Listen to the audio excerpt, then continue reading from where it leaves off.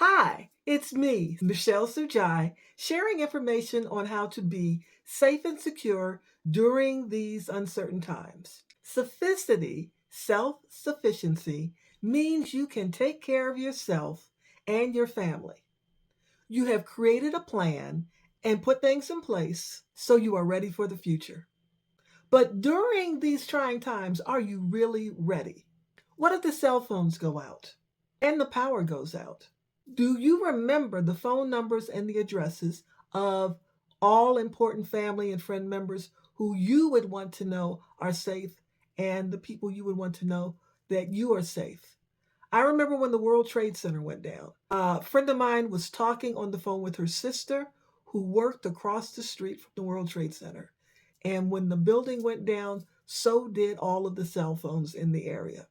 It took my friend 4 days to know whether or not her sister was dead or alive. Write down the names, addresses, and phone numbers for your 10 most important people. In case of emergency, you need someone who lives close to you. You want your family, your friends, your children, especially, to be able to contact you at the neighbor's house or wherever.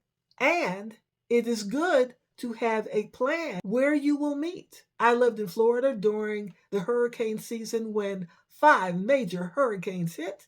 We went without power for 10 days. I did well because I was prepared. I live 5 miles from the Eaton fires.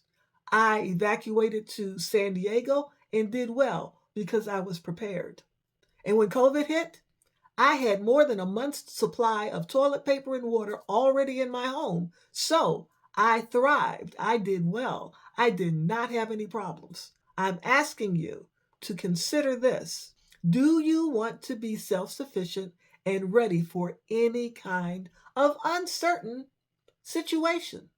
I live in California. We have earthquakes. And so I'm ready for whatever comes up. But I also know if I'm the only one ready, my neighbors, my friends, my family, and other people come to me for help. Will they come and see my lights on when theirs are not and want to share my resources, whether I'm willing to share them or not?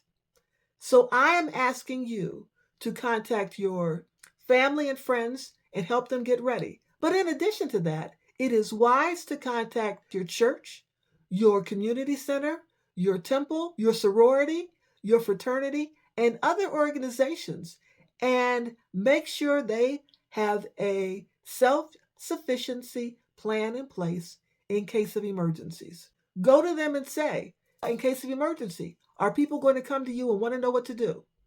Yes, they are. If they are you prepared? How should people prepare?